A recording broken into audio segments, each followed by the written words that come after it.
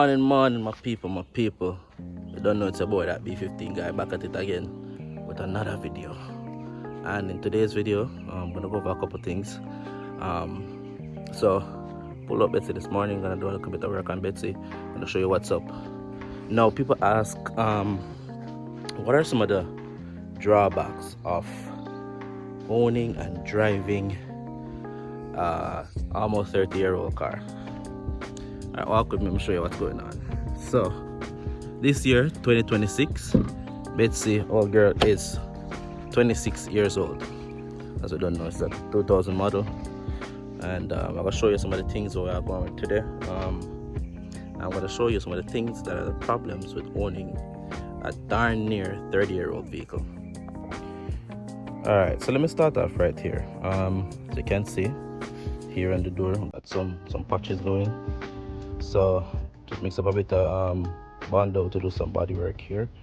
Of course, the areas that are, they see the bondo and were sanded and prepped before I put them down. Now you might be wondering why I pack up the car. Alright, so let me show you one of the major problems with owning an almost 30-year-old car. See that right there? Yeah, rust. So there are areas on this car that are rusting out so bad to the point where I'm going to cut out some of them areas here and patch them and bondo it and fix that up. Alright, and there's a bit more like that. Trust me, some of it is really bad. For example, look at this bad boy. Oh, that's a hole. So I had to take off the mirror, and of course that is the condition. So now I forgot to dig out all of them rusty here, and I'm gonna sand the area, prep the area, bondo it and fix that up. Alright, so that's some of the things we're working on today. A couple weeks ago, did some repairs to the bumper. Okay, so there's that, and yeah, so that's what we're looking at today. So just doing a little bit of fix up on Betsy, because right now she's the only car I have. Wait, yeah, you heard that right. She's the only car I have. And let me explain. So my people, when I said that I only have one car, this is what I meant. Yeah, got a little accident.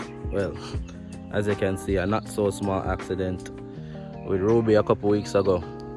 Right? So we're down in Ocho Rios and we're, doing a bit of driving, and we were hanging out with the family, having a nice family day, and we were hanging out at this one spot. And as we were coming out of that spot, where the spot is, they have a lot of bushes on the side of the road, so the view was obscured, so I couldn't see coming out of the area. Anyways, by the time I pulled out, the lady was coming around the corner. Not going a little bit fast, but you know how it goes. I didn't see her coming, she didn't see me pulling out, and that was it. But we're giving thanks, we have life and we're still here. Ruby mash up, but we're there same way. The family is okay, I'm okay, we didn't get any damage. We went to the doctor, we got checked out, we're good to go.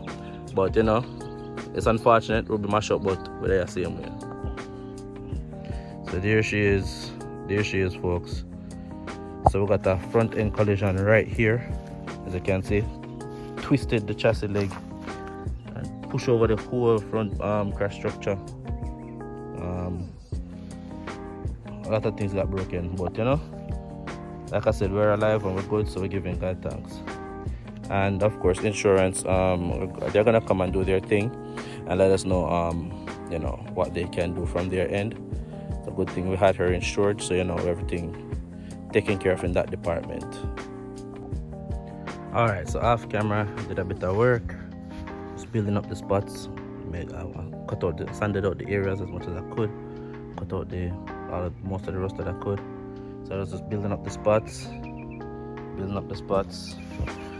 So right now that is built up. Of course, there's a lot of cutting to do to cut back off the material, but filled up holes, built up the spot, built up the areas. Same thing over here. Cut out the hole, built up the spot. So time to go in and start cutting. So let me just show you what's up. As you can see here, when I say cutting, we're removing the excess material so that there isn't a lump, so that when I sand it down it's one plane and smooth. So the holes will be filled and all of this will come right back in as one smooth finish. So I still have a bit of cutting to do, but I'm getting there. Alright, so a fair bit of sanding took place. Cut off most of the excess material. Feeling very smooth. Still have some sanding to do. Still feel some high spots. You can see some visible spots will still need some sanding. But we're getting there, Feeling very smooth. In here, so getting there. And down here as well. And also up here, so feeling very smooth. So we're getting there, folks. Alright, my people, it's raining out here in the beautiful countryside, and so we're gonna pause here for today. So as you can see, the patch up and prime up this up, and patch up and prime up along here as well. Understand, patch up and prime up.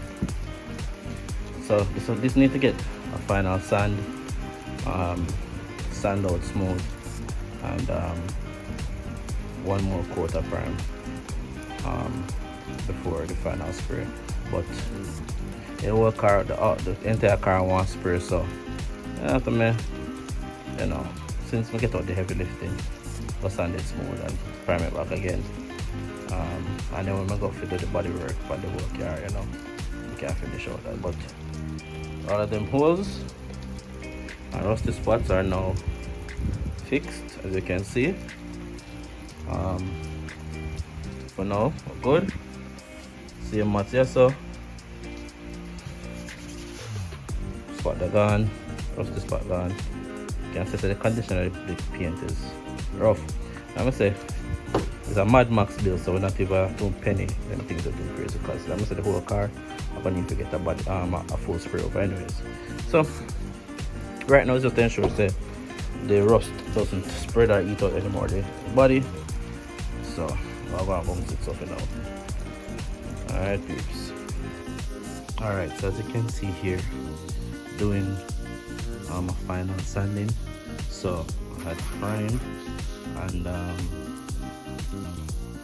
had primed up, and now we want final sanding to get everything smooth, and then I'm gonna put on another coat of prime just to ensure that everything is at its smoothest. You know, wet sanding, as you can see, of the water and thing, and wet sanding, and there's a hole here and up here, so it's not looking bad. So like I said, final sand and then final prime. Alright, stick around.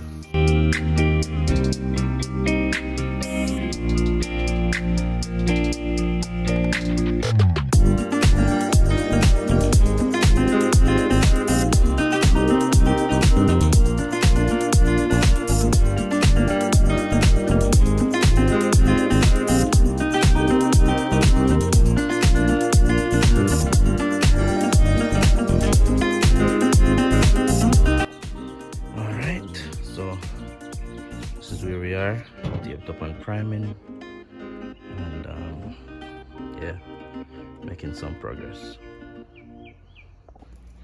All right, so there it is, guys, patched up and primed up. Right, next step, we don't know down the line, the whole car gonna need a full resand and a spray, but at least we get the rust holes patched up. DIY bodywork. I'm just have to take her out and wash her off. But it's rain and fall right now, so I'm gonna do that a little bit later. Alright folks. Alright folks, so there she is. Let's get her a little wash off her thing.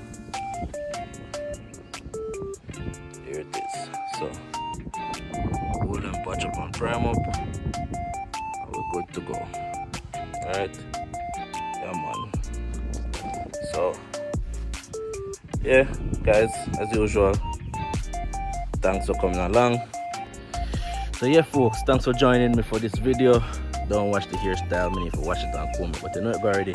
Thanks for joining me for this video. And you don't know a thing go. You don't know, so when you have a whole car, like I said, sometimes I feel DIY and do your thing, right? So we just body work up and patch up Betsy there, you know. So get rid of some of them rust hole and thing. Make it so much better, you know. Then you know how it go already.